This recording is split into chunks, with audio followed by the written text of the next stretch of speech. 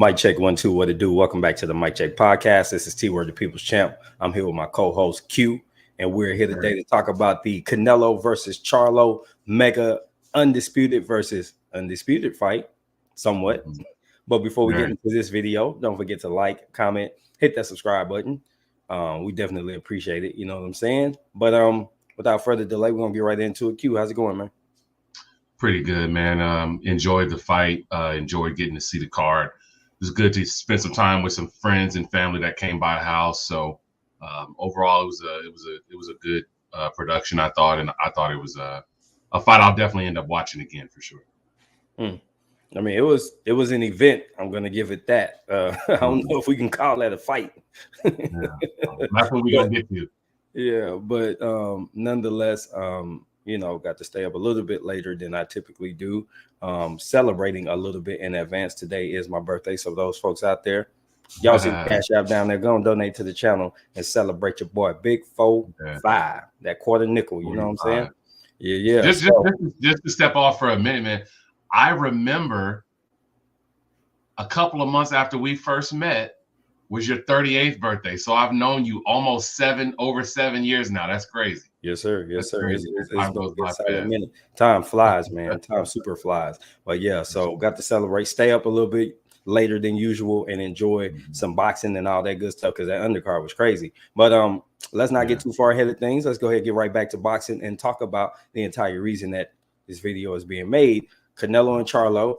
Prior to the fight, we had, a few discussions, most of it offline. We didn't get to talk about the fight in advance. Like I told you, the hype around this one wasn't kind of equal to what we have been seeing in some of the more recent fights, but it still was just as big and just as important because you have a giant in the sport, aka Canelo Alvarez, and then you have an actual undisputed champion who, in my opinion, regardless of the results of last night's fight, is a pound for pound fighter. That being said, this was worth tuning in to find out what was going to happen. So I'm going to throw it your way. And I mean, I don't know how much you pay attention to things like when you're watching the undercard and you see the two main event fighters coming into the stadium, and then you also see where they talk to them backstage, etc.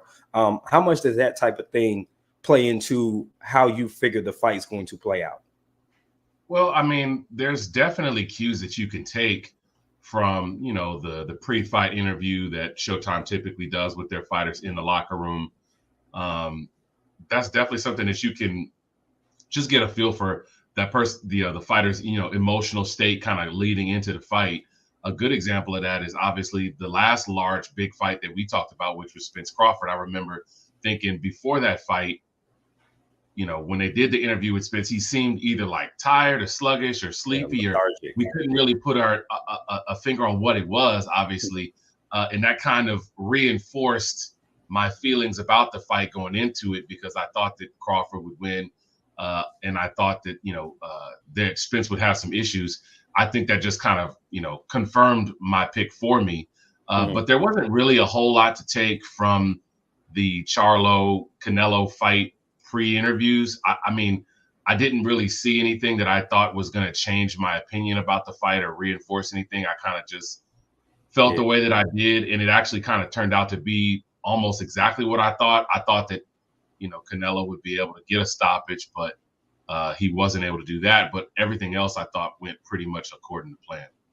Yeah, for sure. And I mean, I didn't glean anything in particular from either guy's, like with Canelo, it's the same every time. The only time you've ever really in the recent years anyway, since he's become like the face of boxing and things like that, he's always in the same character, always in the same mode. So I didn't see anything to deviate from that. The only thing that was different to me was the fact that Jermell Charlo's been subdued for the last 3 months, and he carried that into, I thought this is what kind of let me know what kind of night it was going to be and why I was like you, reassured in what I picked to be the result. I thought Jermell's energy the day of and the night of the fight was going to turn that switch into the Mel that showed up to Castano too. He was going to be loudmouth. He was going to be talking crazy. He was going to be vocal and boisterous. And he wasn't those things. And I was like, well, I don't think he's coming to actually win the fight. He's coming to make it 12 rounds and pick up his check. And that's what happened. Now, let's fast forward into some of the action. And I mean, it was wash, rinse. After the first round, it was wash, rinse, repeat for the rest of the fight. So let's just say the first 2 to 3 rounds. What did you see? What did you see in particular that was like, okay, this is a key, and this is probably something that's going to be the theme throughout the fight? What was it for you? The main thing that stuck out to me in the first couple of rounds, which I kind of expected that he was going to have to do, was a lot of movement. We talked about that in our prediction video that Mel was going to have to do a lot of moving around the ring, and he was going to be forced to expend a lot of energy trying to not get hit clean. And that clearly played a role in the fight, because if anybody knows Nevada, Texas, Florida judging, typically those states and those commissions lean towards the aggressor in fights. They just do. That's what played out clearly to me, was that Mel was not overly aggressive at all.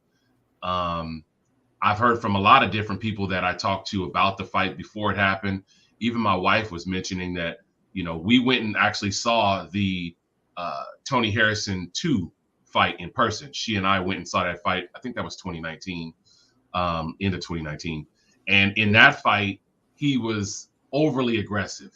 He was, getting outside of his game plan, and he was losing that fight by about the midway point. Now, he ended up being able to kind of, eventually win the fight by a stoppage. I think it was in like the 11th round. But I thought he kind of swung the pendulum too much the other way, where he wasn't, aggressive at all. He wasn't overly emotional at all. He really, to me, went into the fight pretty much like what you're saying. He went in and played it safe. I think he went in with the mindset of, this guy's, naturally bigger than me as far as a weight class is concerned. This guy probably punches harder than me. So I can't make any mistakes that are going to give him clean openings to knock me out. And that was the only thing it seemed like he was concerned with. He was really only working half of a fight, in my opinion. I thought he was primarily just defending. He didn't really show any offense. Absolutely. I saw that early. He was on his movement. And I think, as you mentioned, about most people, and I was in a couple live streams during the fight, had concerns about him being able to hold up while the fight was going on. Late in the fight, would he be able to continue to move with his stamina hold up, because he's carrying 14 extra pounds? He's a phenomenal athlete. I didn't have that concern, because I'm like, he didn't actually really bulk up in terms of muscle, and fat doesn't, when you're working out, fat doesn't tire you out like muscle does. And because look at him, he wasn't chiseled. When you look at Jermell Charlo at 154, he's pretty ripped up when he goes to the weigh-in. He looked a little bulky, like not pudgy, but soft muscle or soft muscle tissue. So I knew that he wasn't going to run out of any energy stores. My biggest thing was, would he take the risk of putting himself in harm's way to get his shots off? And that was a big deal, because he didn't do that. He definitely didn't take the risk to get his shots off. He simply showed up to make sure that he didn't get knocked out. And the way that he was putting his combination together, Mel has a crazy 1-2. It wasn't there. It was jab, jab, move, move, jab, jab, move, move. You're not going to make Canelo Alvarez stop. Something that happened first, second, third round, they got close enough to where they were body on body. And this is how you find out, is he as strong as me? He might punch harder than me, but is he as strong as me? And Mel found out early that Canelo was a rock. He was unmovable. And that really made him truly commit to, I'm not going to really engage him. So you get past that first quarter of the fight, and you kind of know what's going to happen from here. So through the middle of the fight, did you see anything at that point that made you go, okay, there's a couple of things that Mel could do to at least make it competitive, because I don't see him winning? I mean, there was one point where it was like, you could call it 5-1, at one point. Did you see anything where you said, okay, there's a couple of things maybe he could do that to make it competitive, or were you kind of resigned to the fact that there was nowhere to go from there? Like, they really could have just stopped the fight at that point. Yeah, I honestly, I kind of was looking for things that he was having success with, to try to say, okay, maybe if he turns this around the second half of the fight, then he can turn things around. But once you're down 5-1 to a guy who, it's almost like, it's not fair, but it's the reality of the situation as an A-side, that you have to win 9 rounds to get a 7-5 victory. I think I said that when we did the preview video. Once you're down by 4 rounds, it's almost impossible for you to come back unless you're going to get a stoppage. And we talked about it before that Canelo's never been down, and he's really only been hurt maybe once or twice in his entire career. So that's an unlikely possibility as well. So, I mean, just in general, I think the issue, and I know this is kind of deviating away from your direct question, but I think the issue was that Mel wasn't able to put a dent in Canelo, and he wasn't able to do it while moving. I feel like the only times he was able to be accurate with his punching was when he had to set his feet. The trade-off of setting his feet is that allows Canelo to close the distance, that allows Canelo to hit the body, that allows him to, hit your arms. I think he went back to that. And this fight really started to resemble in a lot of ways another fight that Canelo had, which was the Callum Smith fight. If everybody wants to do it, go and watch the Callum Smith fight, then go and watch the Jermell Charlo fight that Canelo has had. And they almost look identical, spending a lot of time on the ropes, doing a lot of circling and moving away from Canelo's power hand, but not really doing a whole lot offensively to try to win the fight pretty much after the halfway point. Yeah, and I tend to agree with that. What I did notice at that point, and I'm very critical of Canelo for a bunch of different reasons. I just have my reasons. Everybody's not going to be everybody's favorite fighter, right? There's a lot of people that are critical of Errol, and I have to understand that person is critical for their own reasons. So I preface what I'm about to say with that, because I want to say that I felt like this was the first time since Caleb Plant that I respected what Canelo was doing in the ring. Now, Mel made it easy for him to do some of this because he didn't give him anything to think about. But aside from what Mel didn't do, because he wasn't a willing participant, in my opinion, I still thought that Canelo looked fresher. He looked focused, and he looked like he cared about this fight.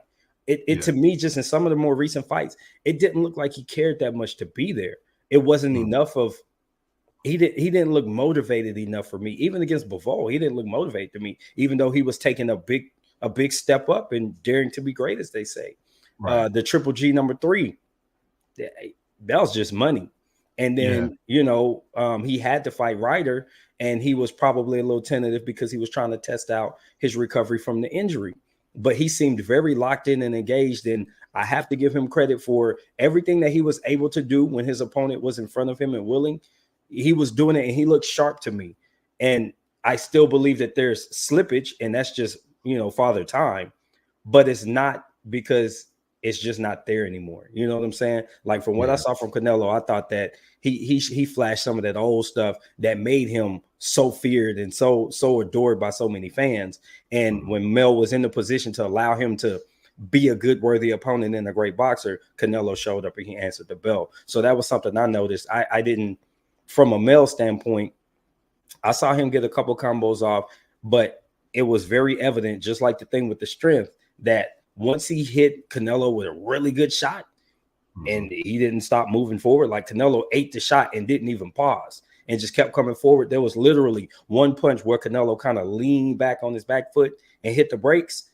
So he kind of absorbed the punch a little bit, but it looked a lot harder than it was. That was the only thing that even looked like it affected him. Everything else, it's like, undisputed sparring session.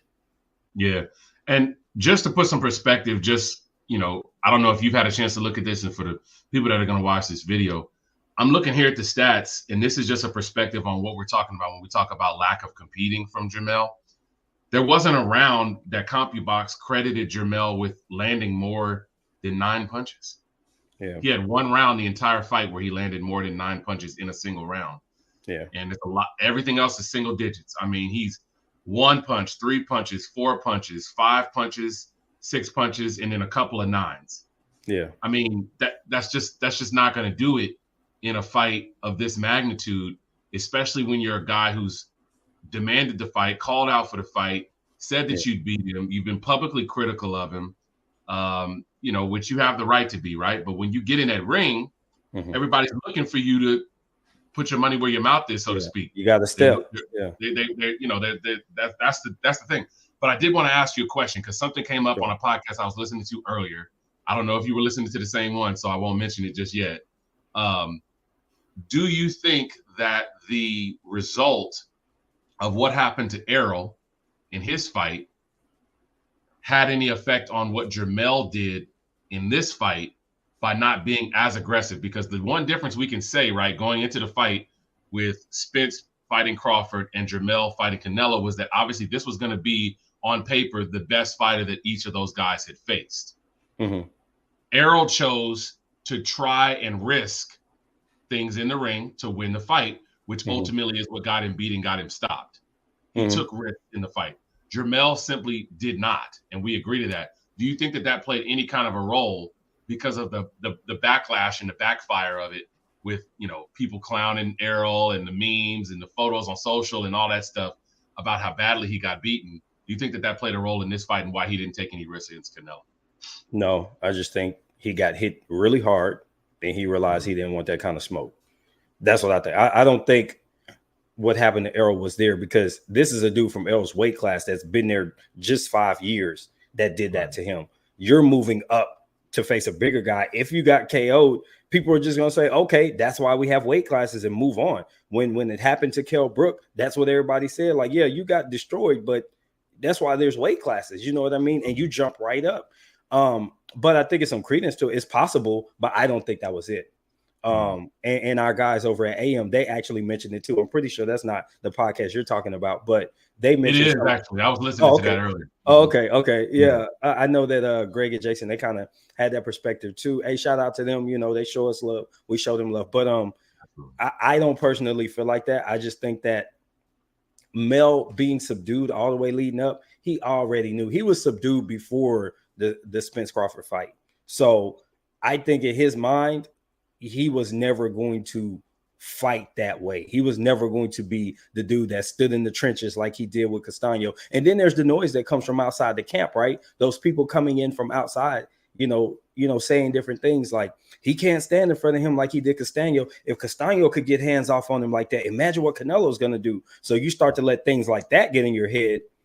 What happened with Errol is secondary at that point, because you're telling people this is something that you have done that could lead to you getting KO'd. So maybe you shouldn't do that. So in my opinion, that's kind of what happened. But I think it's a valid perspective to have for sure. Yeah. Another thing that kind of came up that I wanted to get your thoughts on, because obviously I know that, you know, you're a big fan of both of these guys when we talk about Derrick James and Jermell, right? Do you think that Jermell's lack of a response to what Derrick was asking him to do is something that is going to be an issue moving forward in his career? Do you think that it's going to be a situation where they're going to split? Do you think that this is a situation where maybe Derrick is going to think, okay, I'm not able to get through to him anymore? Because there were a couple of rounds that I remember seeing him in the corner, and he's like begging him. He's like, you can't win like this. You have to put your punches together. You're just walking around. I think even at one point he said, like, you're just a punching bag right now. What's going on? You need to pick it up. And he literally just didn't respond. And I didn't hear this, but I did hear some people on social media saying, even right after the fight, that Jermell basically just said, like, my bad. Yeah, that's exactly what happened. Yeah. But because Jermell, no matter what, because Juan Guzman was saying some things too, he wasn't responding to anybody. So it wasn't just Derrick. You know, that's a different conversation for a different day if we want to talk about. And Derrick's last 3 fights outside of AJ, his last 3 American fights, Frank didn't wake up until late in the fight. Errol couldn't respond. And then Jermell. Now, here's the difference, though. Here's what I want to point out to everybody. And that's why it's great to have you on platform sometime, because you could get your shit out there, right? I think this with Frank Martin, he actually listened to Derrick early. And then he just kind of started doing whatever, trying to fight different just to get the tape out. And then when he realized that was losing him the fight, he woke back up and he did what he had to do against what was his name? Haratunian. So that was Frank Martin's last fight. But Frank had the tools to actually beat Haratunian from the beginning. He could have made that an easier fight. He chose to do some weirdo stuff. Errol, as we can see now, didn't have the requisite skills to do whatever Derrick was telling him to adjust to do, because at the end of the day, I could tell you to do anything. The dude on the other side of the ring was doing some stuff to stop you. Yeah, you had an impedance. Yeah, you had an impedance. It wasn't like you were just hitting the bag or hitting the mitts. It's a person over there coming right back at you, doing things to mitigate what I'm telling you to do. So Errol was at a disadvantage in that regard, and that's why it didn't work. He was listening. He just couldn't execute it because Bud wouldn't let him. Fast forward to Jamel and Canelo. Jamel already knew, man, I could stand there and do that. It's not going to happen. I hit him with my best shot, and the dude walked through it. So the strategy that we had coming in, we thought maybe we could lay some lumber to him. That's not working. We're not going to win this fight that way. I'm just trying not to get knocked out at this point. I think he just resigned to that result. So no matter what Derek and Juan Guzman said, it wasn't going to change the result. Yeah, I think that's pretty spot on, man. I mean, in general, I don't think that this was a fight that went the way that most people would expect it. I know that you expected it to be a clear decision. I thought that eventually Mel would get slowed down by the body shots, and that's what was going to lead to him getting hurt and stopped. He did get dropped in that 7th round, and that was a clean overhand right, followed by a little baby uppercut that pretty much made him have to sit down for a minute. Yeah. I thought that, you know, the later portion of the fight would play out a little bit similar to how Caleb Plant's fight with Canelo did, where eventually he was just going to get clipped hard enough to where it was like, okay, like he's not going to be able to recover in time from this. Yeah. But just if we were to spin this forward, I mean, what do you think he's going to be able to do from here? Do you think that he's going to want to go back to 154? I mean, he spent a lot of time out of the ring, and then he's fighting at a 2 weights higher than he normally did. Do you think he's going to be willing to do that? Do you think that he should do that? I do. So here, I have to preface it. Like y'all know, it's all jumbled up in here, so I'm going to spit it out this way. I mentioned it earlier. Mel didn't put on a bunch of muscle. He just added weight. Right. And he even talked about not being able to add enough weight to get the requisite muscle to get stronger. So to me, that actually makes it easier for him to go down to 154 and be competitive and be at his best if he waits about 6 months to fight at 54. He might even take some type of catch weight fight in between because he's already stripped of 1 belt. So go down and fight somewhere around 60, 62, 59, whatever. Don't go all the way back down to 54 for your very next fight.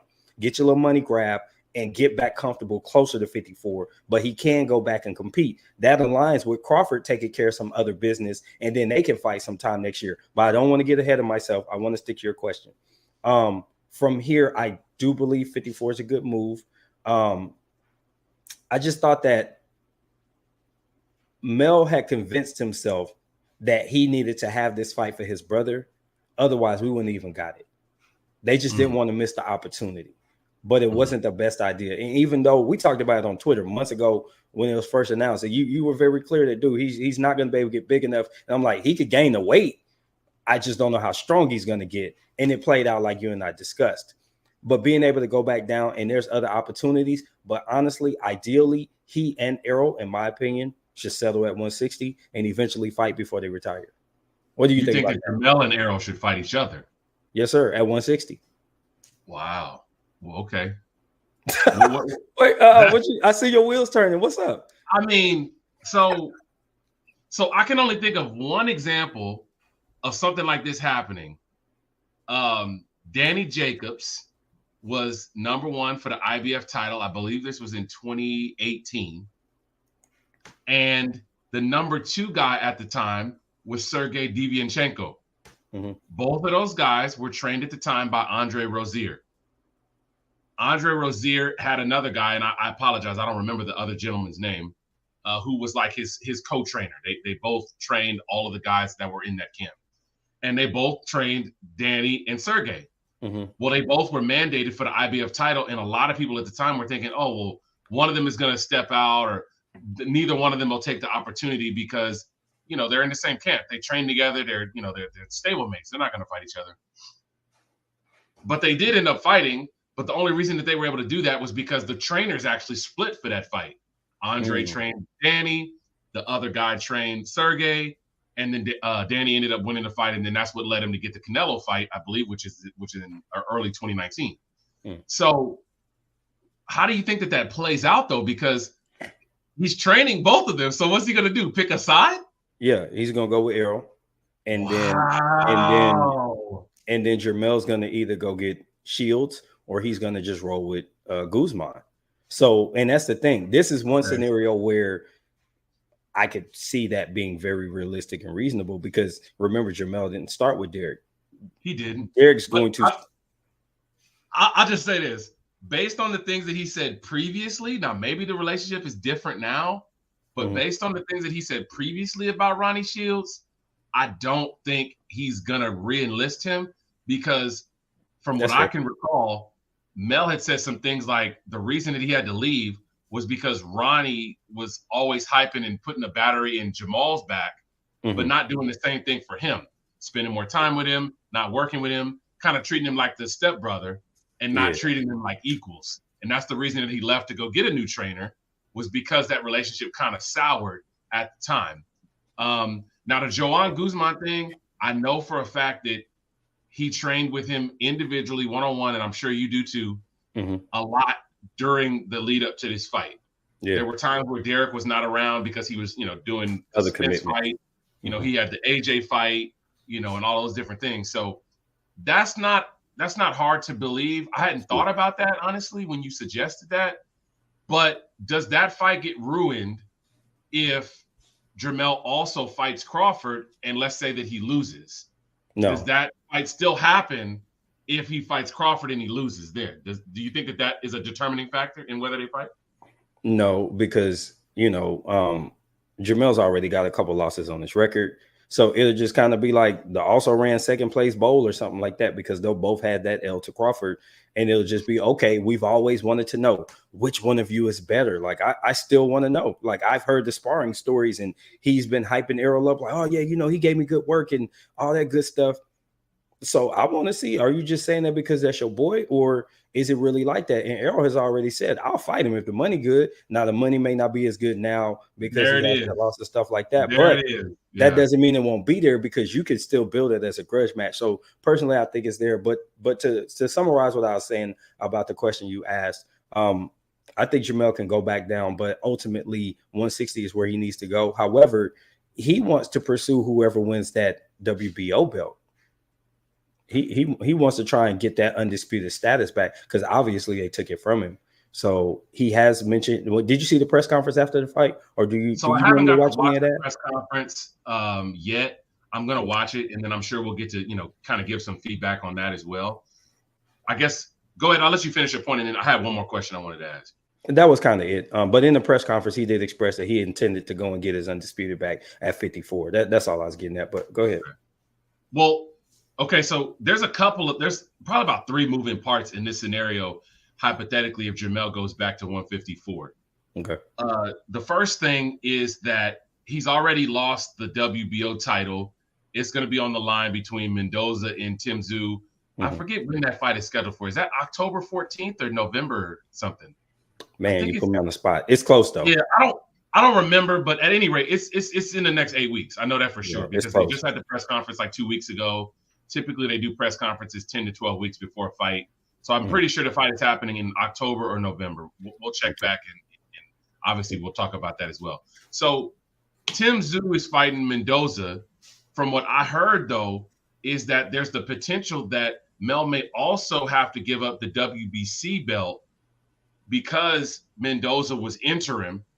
And if that happens, if he doesn't come back and fight at 54 to defend it like next, if he doesn't express to WBC like my next fight is at 54 and I'll defend the title so I can keep it, he'll lose that belt as well. If he has that in-between fight that you mentioned where he fights it a catch weight 160 or something between those two weight classes, I think he may have to let go of the WBC title for now because Mendoza is the interim.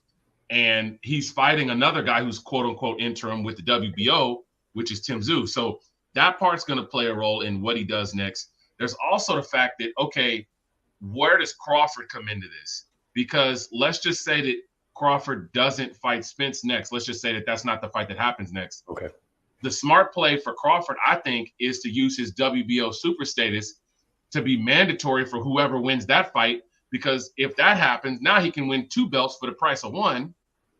And then Mel isn't even going to end up fighting either of those 2 guys. He would have to fight whoever winner of Crawford versus the winner of Tim Tszyu and Mendoza. So what's your thoughts on all of that and how that shakes out? What do you think the order is going to be for that? So if it plays out that way, let's say they go ahead and take the WBC as well, and they say, okay, these two interim guys are going to fight, and whoever wins is going to be elevated to champion of both WBC, unified champion too, unified, WBC and WBO. That's Mhm. okay because that gives whoever fights them the opportunity to get both those belts back. So it works out for Mel either way. So that doesn't bother me as much. The thing with Crawford, I've done a lot of research on how that WBO super status worked.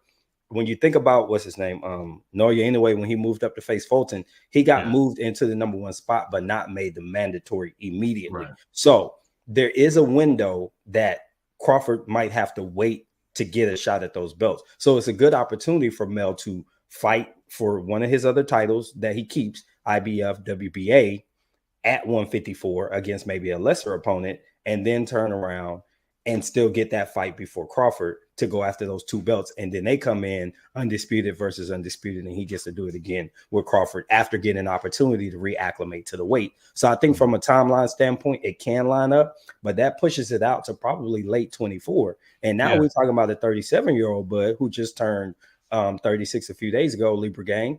That pushes him to 37.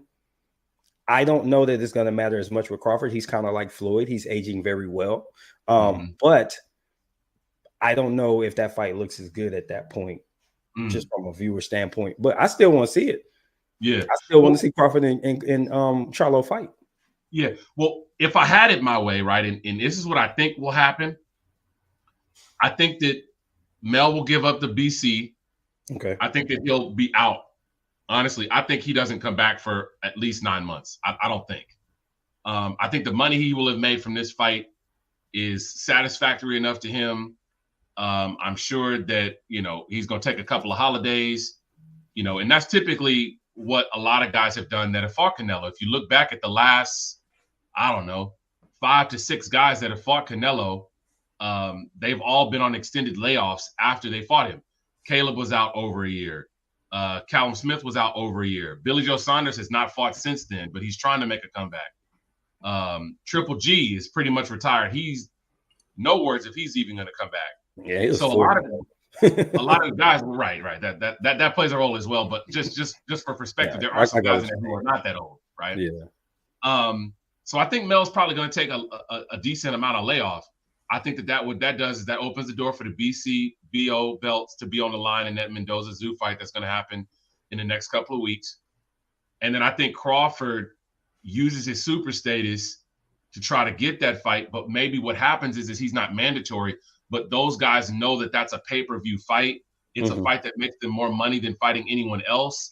Mel's not on his way right back anyway. And here's my other question. What's more of a pay-per-view fight?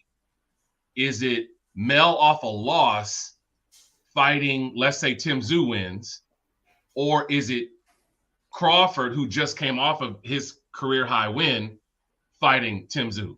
I think that more than likely you make more money in that situation fighting Crawford because he's coming off a win than you would fighting Mel, who's coming off of a loss, even if it is at a different weight class. The truth is, there's too many people that already believe that Crawford would beat Tim Tszyu, and there's even more people that believe that Tim Tszyu would beat Mel. Trust me, look in our comments. Nobody so from a marketing standpoint, I think the money is actually Tim Tszyu versus Mel because there's already bad blood and he's already at the weight class. Now, I think it's a valuable assessment that a Crawford fight will be good. I'll tell you what, if I had to rank 3 people to fight Tim Tszyu, if I had to rank Mel, Crawford, and maybe Spence moving up to fight Tim Tszyu, it's going to be Mel most money, Crawford next, Spence after that. That tells you I still think it's a very valuable fight. I just think the Mel fight is more valuable because of the history that's already happened and the fact that a lot of people think that he could beat Mel. A lot of people don't give Mel credit for being a damn good boxer. He just couldn't beat Canelo. That don't mean he can't fight at 54. Let's not get it twisted. He is a pound for pound fighter. And I think that that's going to really hurt his pound for pound argument and get lost in the conversation that he has the requisite skills to be very competitive against Terence Crawford as well. So if you think that Crawford can beat Tim Tszyu hands down, you should absolutely think somebody already at that weight class could beat Tim Tszyu as well, who's actually a little bit younger than Crawford. But I digress from that. That's just the one that I think will probably go. Now, as far as your timeline goes, here's what I'm thinking though. I don't think Mel's going to take that long off because most of the guys that you name that didn't do anything after Canelo for like a year or whatever, none of them had a belt left. Mel still got 2 belts. So he has a reason to stay active and defend. So I think that's the one thing, unless he absolutely is just talking trash about going back to 54. So we got to see what he's saying in the next 2 or 3 weeks. Once the check hit the bank, we'll figure out what he really talking about. Yeah. I think it's hard to say right now. I mean, my expectation, and maybe this is just the pessimistic boxing fan of me, is to expect a longer layoff. And if he comes back, I'll be pleasantly surprised that he's back early. But I'm putting the calendar over under, so to speak, at 9 months. Okay. Just because of the history of previous guys that have fought Canelo, you get paid a career high payday. I'm sure Mel has made easily $9 to $12 to maybe even $14 million from this fight. After everything is said and done, that's the most money he's ever made in his life. I'm sure he hasn't ever had an opportunity to really do the things that he probably will be able to do with that money, for the time being. But as far as like what happens next, I think the best case scenario for Mel in this situation, to where he doesn't have to go through the gauntlet again like he just did to get all the belts at 54, is Mendoza fights Tszyu. The winner of that fight fights Crawford. And then he has a warm-up fight with his other 2 belts in between time. And then he fights whoever wins between Tim Tszyu, Mendoza, and Crawford in that situation to do another undisputed 154 fight. Where does Spence come into that? I don't know. I mean, I guess I'd have to see what privileges he would have as far as like moving up after being a unified champion. He's already ranked. He's ranked which belt? WBC. WBC at 154. They've already ranked him, if I'm not mistaken, because he's already said he's moving up. Look real quick. Double check that. But I heard that basically through Twitter X. Somebody was mentioning that, but I believe they're already ranking him. So he's already, because of those championship privileges, he had the IBF for 5 years. 6 years, actually, almost 6. So, just naturally being at the top of the scrap heap, top 5 minimum, you know what I mean? So right. I think he'll be in the conversation. Yeah, I'm looking, man. He's ranked by one section in body at 154. He's ranked number 3 for the WBC. WBC, okay. And I know he's still ranked in the top 15. Ironically, he's still actually top 6 at welterweight with the WBA, IBF, and WBO. So those 3 organizations haven't moved him up to 54. Yeah, and they understand that there's a lot going on with their belts right now, and I think that's part of it. The WBC do what they want to do, so they'll pull the trigger quick because they know if we could get him in the ranks and get him in a title fight at 54, that belt's going to generate money. And let's be honest, when we talk about the business of boxing, the WBC is one of the first to move based on the business and not on the logical common sense fan perspective. And that's probably why you see him ranked so highly. Like number 3, that dude could get a shot at Tim Tszyu and Mendoza within the next year if Mel or Crawford don't step in first. You know what I mean? Yeah, because that would be the WBC belt on the line. So it's going to be interesting. Before we wrap this one up, I mean, obviously, we probably could do a separate video about Canelo because I think he's at a different point in his career where that kind of deserves his own conversation. And I don't want to roll it into what's going on because he's not going to be in that mix, that messy mix between 160 and 47, because there's a lot that can happen. You got Danny Garcia going up to fight like a catchweight 160 fight for a WBA belt. You know what I'm saying? That's the other thing to look out for. I think, for perspective, if Mel doesn't go back to 54, I think that's another option as a big fight that they'll put on pay-per-view that could possibly do some decent views, is Mel coming back at 60 to fight for that belt, whoever wins, whenever they schedule that fight. They've been talking about that fight for 4 months. Now, yeah. They've been talking about Lara against Danny Garcia for months, and they have never scheduled it. It's never even been on the docket. So whenever that fight does happen, that's something that Mel could look at if he doesn't go back to 54, for sure. If the rumors about Showtime and the whole thing with whatever's going to happen with them in 24 are true, you probably would see a lot of these fights get lumped together on loaded cards like we just saw last night, so they could try to get these fighters in and let them all decide, are you a pay-per-view fighter now? How many people actually were tuned in on the stream that they paid for when you were in the ring, and that's going to determine if they want to do further pay-per-view ventures with these people. So I think that that's going to see a lot more fighters that weren't pay-per-view get on there and maybe figure out where they stand in a pecking order. But I wanted to address a little bit of the undercard before we get out of here, because we're coming up on 45. So let's go ahead and cover the undercard. But one thing, I don't know if you got to see it. I only saw it on Twitter because it wasn't broadcast and it was after the main event. Kermel Moulton had his debut against an undefeated 4-0 fighter. This is Floyd Mayweather's new guy. And you guys see the press conference for some of this to have some context, but maybe you don't. You know how, but this is his next Tank, right? So Kermel Moulton gets a stoppage in the first round. He dropped him, and then he came back and threw a flurry on the ropes, and the ref realized that dude was out of there. He was out on his feet. So did you get to see the clip, and have you seen anything about Moulton yet? And then we'll move on to the actual undercard. Yeah, so I actually recently started following Kermel Moulton, probably about maybe 3 weeks ago. I saw his stuff kind of come across my Explore page. I think it was on Instagram.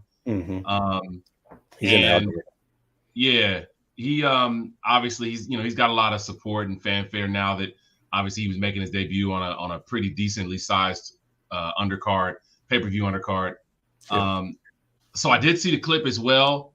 Obviously not getting to watch the full fight gives you a lot of, cause to pause on what you think he could potentially be. But from what I've heard and what people have said, he's a really talented fighter. He's a guy that, is someone to certainly look out for. I think the interesting thing that will happen now is, so before Floyd took Tank under his wing, it was, Adrian Broner? But did they really have that kind of relationship? I don't think it was that kind of relationship. I feel like even at one point while they were still fighting, Adrian was trying to fight Floyd. Adrian never took the little brother role. Adrian never took the little brother role. Right. So that being said, I think it'll be interesting to watch how Kermel deals with constantly getting those comparisons to Tank.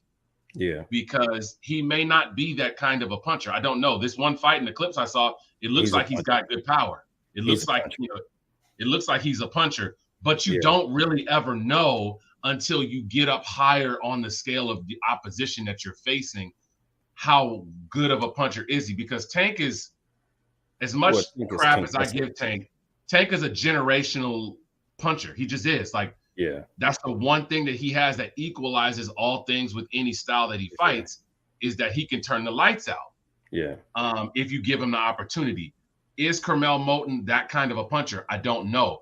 But will people expect that? Probably. It also doesn't help him that he almost looks a little bit like Tank. A little light-skinned dude. Light-skin tone, you know what I mean? Stocky. And that same kind of build. Started at the same weight that he started. I believe Tank started at 126, if I'm not if I'm not mistaken. So, and then obviously he's being promoted by Floyd. So there's all of these scenarios where he's similar, but I think it'll be interesting to see how he responds to the pressure that's going to come with being compared to Tank. Because, he may not be him. I don't know. Yeah. Well, so I'm going to say that I think he's more well-rounded than Tank, where Tank is a very counter puncher. I think Kermel Moulton is more of a boxer puncher, where Tank is more puncher than anything, but he can get down.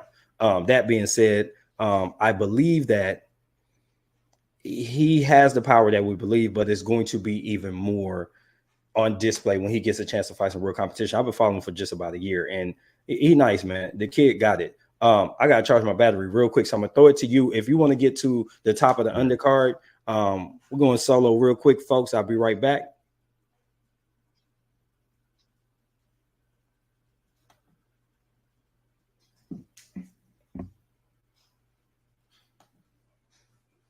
You probably got to do it on your end, bro.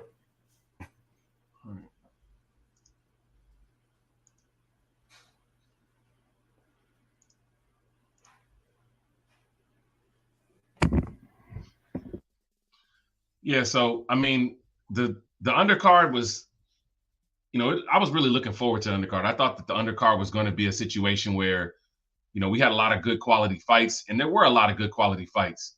We had some fights that were close. When you talk about Lubin and Jesus Ramos, that was a fight that was hotly contested. Ramos comes out and he starts off really well. early on in that fight, and then Lubin comes back late in the fight and then overtakes it. So that's a situation where there was a lot of different contention with that fight. I didn't really get a chance to see a whole lot of the rest of the undercard because obviously I was hosting, the fight party that I was at and everything else. I do know that I've heard that they're probably going to try to see if there's going to be a rematch between Ramos and Lubin.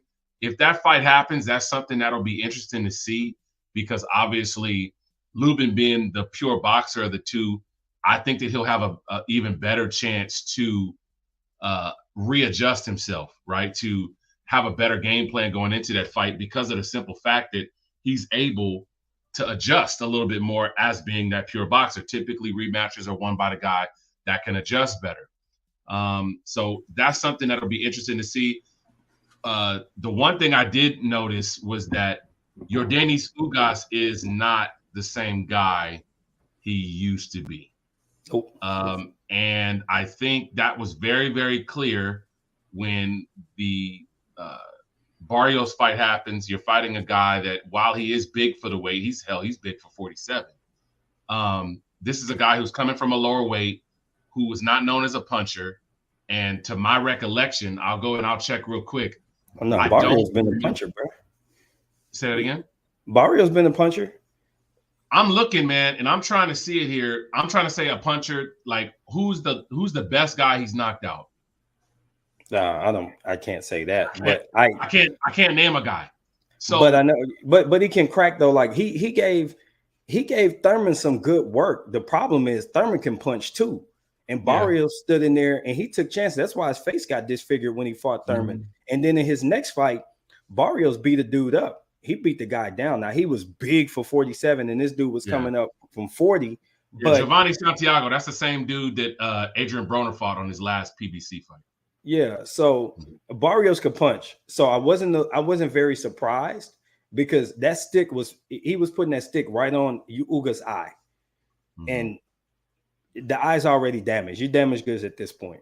And I think that he's a good boxer, but he's probably shot in terms of championship fights. Yeah, I mean, at this point, he's 37. He's had what used to be a career-ending injury when you talk about, having a fractured orbital bone. Obviously, I'm sure he would have made decent money for this fight.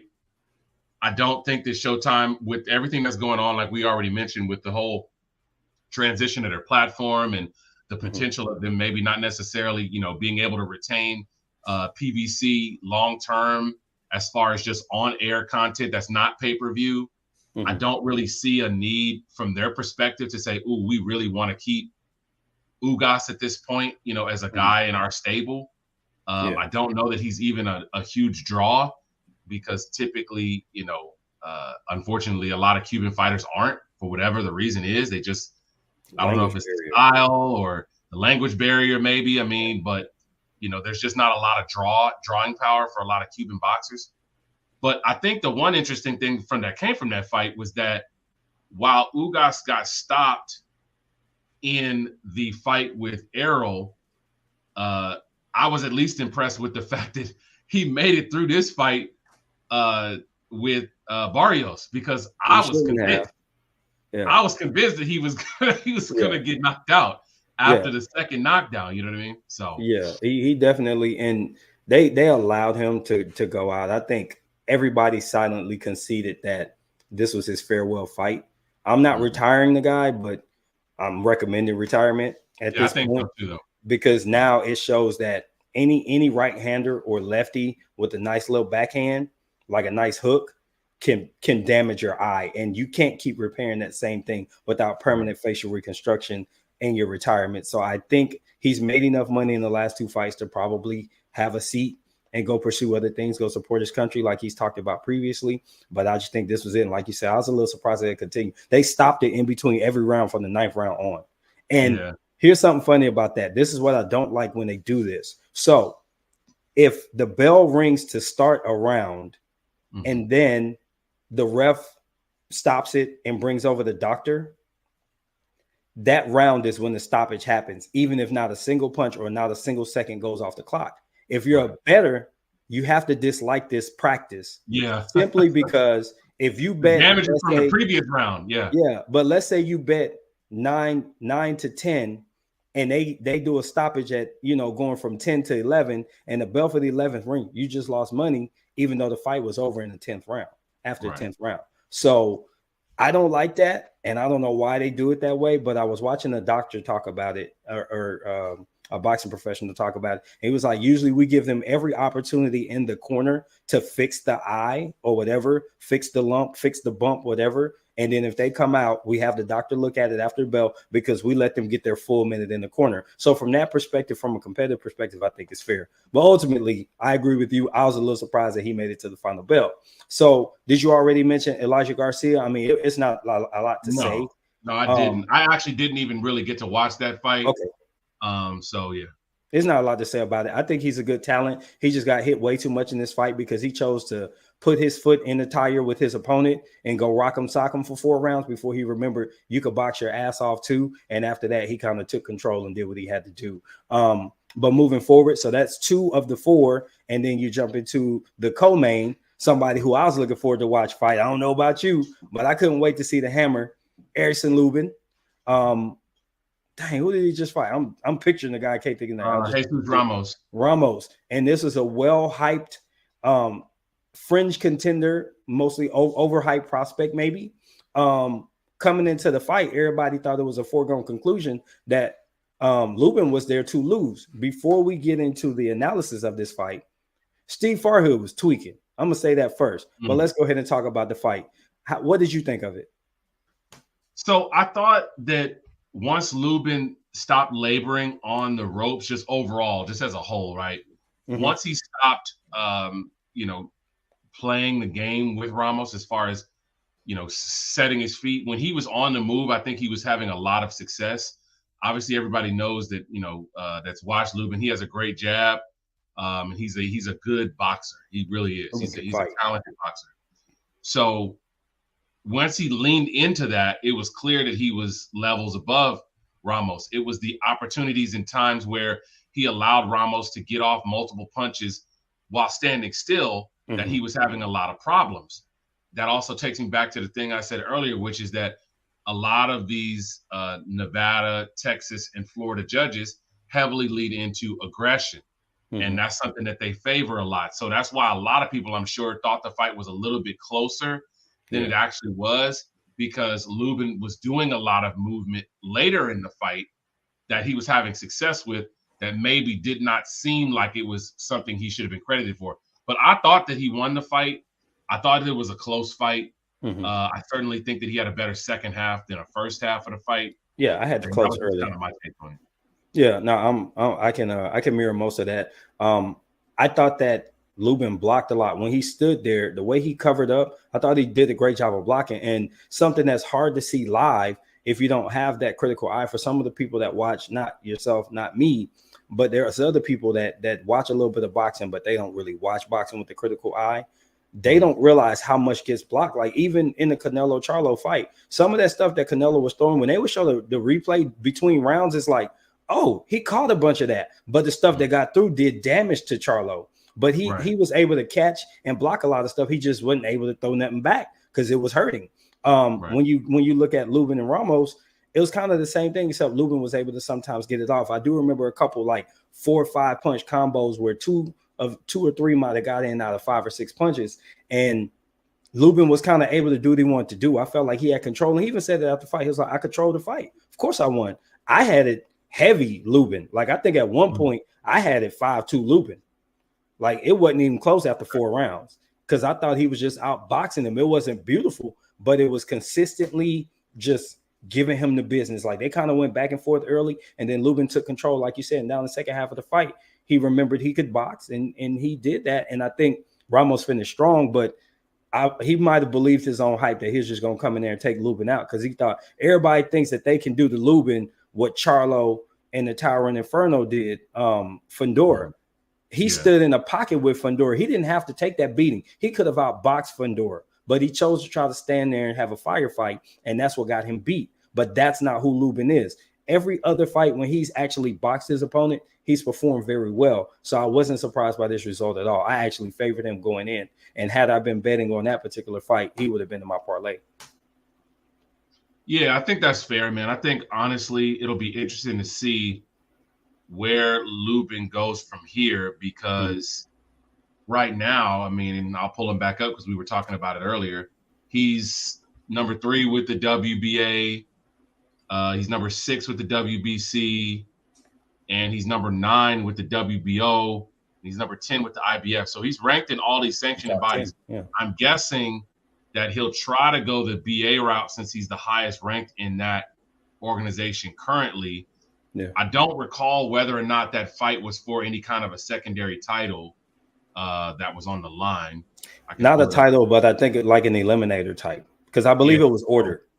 Yeah, so obviously that's going to put him potentially in a spot to do that, but it's going to be difficult, I think, from here for him to get into that mix because of what we already talked about. We already talked about, potentially Jermell coming back. We talked about Crawford moving up. We talked about Spence moving up. At some point, there's just going to be, a bunch of odd men out when it comes to the title picture. And Erickson Lubin is a guy who's going to need a title to get those big paydays because he's not a big name like some of the other guys that we're talking about are. For paydays, I agree. But think about this. Lubin is younger than all of them dudes. He is. He's only 27. Yeah. So even if he did turn pro kind of young as a teenager, but Canelo's fighting into his 30s. I think Lubin seems to have kept himself in really good shape. And I think he's a talented fighter who has skills that translate even when the natural talent slows down. He has boxing skill and ring IQ that he can show from time to time. So to me, let's say it doesn't happen in the next year and a half because they're sorting out the big names. Lubin's a guy who still have a chance when he's turning 30. He's back in the title picture and he's prime. He's still got his physical prime. And then he's even better because he's fighting good fights that are sharpening his skills. His last few fights have made him better. So to me, after he got just destroyed by Mel, a lot of people wrote him off. And I'm like, you can't write a fighter off that young like that. They just rushed him. But he's a good freaking fighter. And I think that the opportunities are there. So I was really impressed with his victory last night. And that was pretty much most of it. I did watch some of the YouTube stuff. But we ain't got to talk about that. Frank Sanchez, Terrell Gaucher. We ain't got to talk about it. Frank Sanchez did what he does. And I had talked trash about him in my pre-fight and the undercard preview and said that Frank don't get no knockouts. And then he go in there and get a stoppage in the 3rd round or 4th round. So shout out to him for proving me to be a liar. But hey, I'll take it anytime. If I say you can't knock somebody out and then you go do it, that's good for me and the rest of the fans. But do you have anything else you want to put a bow on this before we wrap it up? Yeah, I think the one thing, just kind of finishing off on the conversation about Lubin, and it's something that potentially I think he may need to look at, is if it's going to take him that long, like we're saying, if we're talking 2 or 3 years from now, where he has a legitimate, shot to be priority for a title. If I'm him, a guy at his height, a guy at his size, I mean, I would potentially even think about moving to 160 and seeing if there's a belt there that I can get because there's not any big names. So there's not going to be a whole lot of politics involved with trying to get a title fight. Obviously, if he's highly ranked within the BA rankings, I'm sure they'd be happy to move him up to be high in those rankings at 160. And maybe he's a guy that they could put in there with a Danny Garcia or a Erslandy Lara, to get a title at that weight. And once he has that, guess what happens? Whenever one of those guys wants to move up again, if they choose to, well, he's a guy that's sitting there, that's on that side of the street, so to speak. That could be a viable option for somebody that wants to win another belt in a new weight class, or wants to at least try to fight for one, I should say. For sure. But obviously, the one thing that he's going to want to do at some point, and I know that he said this before, is he wants to try to get that fight back with Mel. I know that that's deep down. That might be even a lot of the reason why he stayed at 154, because there's not really been another reason to do so other than that fight that I can see. He did mention that he would like to fight Mel again, obviously, get his lick back, also for belts. And he also mentioned that if he has to fight him at 60 to get him, he'll do that too, or whoever, to get a belt. He definitely has championship aspirations, even at this stage. So I'm looking forward to see what's going to happen. I'm glad he was able to show up on a big time pay-per-view right before the main event, so everybody in their seat, everybody got to